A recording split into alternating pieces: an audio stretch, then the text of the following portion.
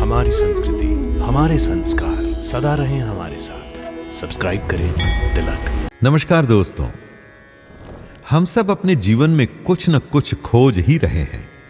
जब तक जीवन चलता है ये खोज भी चलती ही रहती है।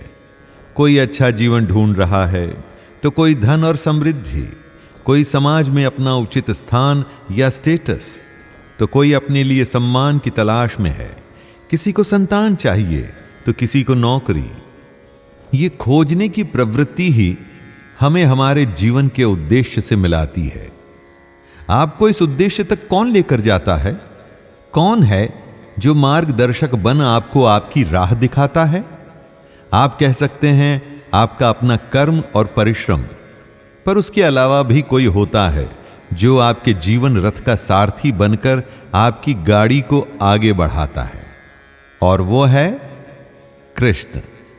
जी हां, 16 कला संपूर्ण श्री विष्णु जी के 8वें अवतार, जो चरवाहे भी थे और अर्जुन को जीवन की राह दिखाने वाले गीता के उपदेशक भी, जो योद्धा भी थे और रणछोड़ भी, जिनसे बड़ा गुरु और कूटनीतिज्ञ कोई हुआ ही नहीं। आज इन्हीं कृष्ण भगवान का एक महान गायत्री मंत्र हम आपके लिए लाए हैं, जिसे हम कृष्ण गायत्री के रूप में जानेंगे।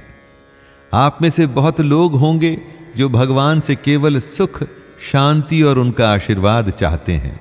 बाकी सबके लिए वो अपनी मेहनत पर विश्वास करते हैं। बहुत से लोग हैं जो सब कुछ ही भगवान से चाहते हैं। जैसी भी आपकी श्रद्धा है, ये कृष्ण गायत्री मंत्र हर किसी की मनोकामना को पूरी करने की शक्ति रखता है। चाहे आप कर्म से भरा जीवन चाहते हैं, चाहे अपनी योग शक्ति को बढ़ाना चाहते हैं, या केवल जीवन में आनंद चाहते हैं, यह कृष्ण गायत्री मंत्र आपको आपके उद्देश्य तक लेकर जाएगा। तो आइए सुनते हैं इस मंत्र को। ओम देवकी नंदनाय विद्महे वासुदेवाय धीमहि तन्नः कृष्णः प्रचोदयात्। इसका अर्थ जरा जानते हैं। मैं देवकी और वसुदेव के पुत्र का ध्यान करता हूं, वह मुझे उच्च बुद्धि प्रदान करें। भगवान कृष्ण मेरे मन को प्रकाशित करें। यह मंत्र आपकी आत्मा और भगवान कृष्ण के बीच एक संबंध बनाता है। जैसे जैसे आपका मंत्र जाप बढ़ता है, यह संबंध गहरा होता जाता है। कृष्ण आपके पास आ गए हैं, ऐसा आपको एहसास होने लगता है। हमारे सनातन धर्म में भगवान श्री कृष्ण एक देव पुत्र, एक आदर्श प्रेमी, एक आदर्श योद्धा, एक महान मित्र, एक आदर्श रक्षक और महाकाव्य महाभारत के एक मुख्य पात्र हैं। और कहने की आवश्यकता नहीं कि कैसे उनकी पूजा बाल गोपाल या राधे कृष्ण के रूप में भी की जाती है। आप उनके किसी भी रूप की आराधना करते हो, ये मंत्र उनके और आपके बीच की एक सीढ़ी बन सकती है। कहते हैं कि इस मंत्र में एक चुंबकीय प्रभाव है। इसका जाप करने से आप एक प्रकार का आकर्षण पैदा करते हैं, और फिर आपकी मनोकामना इसी आकर्षण से आपके पास आना आरंभ होती है। तो आइए समझते हैं कि कैसे यह कृष्ण गायत्री मंत्र हमारी आत्मा और कृष्ण के बीच एक संबंध बनाता है। यह मंत्र हमें हमारे स्व से जोड़ता है। हम क्या हैं? अपना शरीर, अपना मन, मस्तिष्क, या इन सब से मिलाकर जो हमारा अस्तित्व बना है? जी नहीं, इनमें से कुछ भी नहीं। हम केवल आत्मा हैं, बाकी सब तो उसके बाहर के कवर है। इस मंत्र के जाप से आप इस बात को समझते हैं और अपने असली अस्तित्व के पास आते हैं। ऐसा करने से दो बातें होती हैं। एक, हम अपनी इच्छाओं को अच्छे से जान पाते हैं।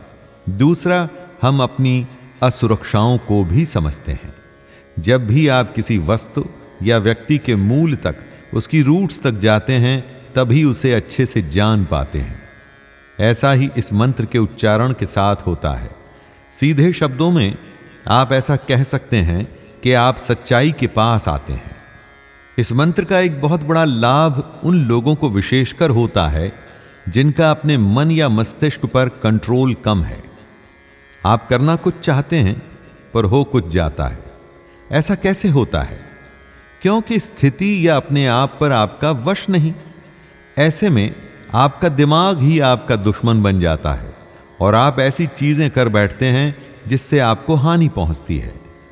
यह मंत्र मन और मस्तिष्क पर आपके नियंत्रण को सुदृढ़ करता है। आप जान पाते हैं कि आपके लिए क्या अच्छा है, आपको क्या करना है, और आप वही करते हैं। देवकी और वसुदेव जी के पुत्र इस धरती पर कैसे आए, ये कथा तो आप जानते ही हैं। इस मंत्र के जाप से आप इस कथा को एक तरह से बार बार दोहराते हैं। इसी कारण से आप भगवान से जुड़ते भी हैं। आपकी आत्मा उन तक पहुंचती है और आपका उनसे एक संबंध बनता जाता है। जब उस सर्वोच्च परमात्मा से आपका संपर्क बन रहा है तो जरा सोचिए कि जो भी भौतिक यानी कि मटेरियल रिक्वायरमेंट्स हैं, क्या वे उन्हें पूरा नहीं करेंगे? श्री कृष्ण कर्म का सिद्धांत हमें देकर गए हैं। इसका सीधा सा अर्थ है कि करना तो सब कुछ आपको ही है। वो सारथी बनकर आपको रास्ता दिखाएंगे, पर तभी यदि आपका मन शुद्ध है। आप चाहते हैं कि वो आपके गाइड बने। बिना आपकी इच्छा से कुछ भी संभव नहीं। यदि आप सोचते हैं कि बस मंत्र का जाप कर लेंगे और धन समृद्धि आपके पास चलकर आ जाएगी, आपका दरवाजा खटखटाएगी, तो आप इस प्रकृति के नियमों को समझे ही नहीं हैं। आप अपनी जिंदगी में जो कुछ भी चाहते हैं वो सब आप अपने बल और हार्ड वर्क के द्वारा प्राप्त कर सकते हैं। हां, उसे समझने के लिए, उसे जानने के लिए यह मंत्र आपकी सहायता करेगा। जब चीजें साफ दिखनी शुरू होती हैं तो हजार रास्ते अपने आप ही खुलने शुरू हो जाते हैं। यही है महानता इन मंत्रों की। आपकी एकाग्रता, आपकी कॉन्सेंट्रेटिंग पावर को बढ़ाकर यह मंत्र आपकी आंखें खोल देता है। तो आइए जरा इसकी विधि और विधान के बारे में जान लें। सुबह 4 से 6 बजे का समय मंत्रों के जाप के लिए सबसे अच्छा माना गया है। इस ब्रह्म मुहूर्त में उठकर नहा धोकर साफ कपड़े पहनकर तैयार हो जाइए। कृष्ण जी की मूर्ति के सामने बैठ जाइए। उन्हें प्रणाम कर मन में संकल्प ले लीजिए। जो चाहते हैं उस बात को मन में दोहराइए।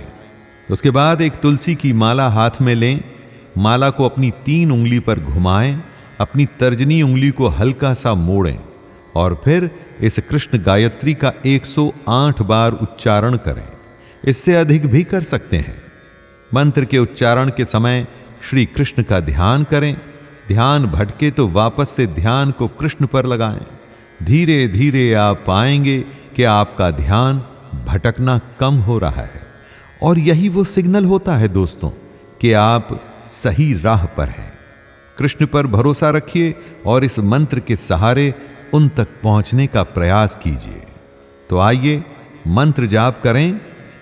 ओम देवकी नंदनाय विद्महे वासुदेवाय धीमहि तन्नः कृष्णः प्रचोदयात्। इसी के साथ मैं शैलेंद्र भारती आपसे आज्ञा लेता हूं। जय श्री कृष्ण।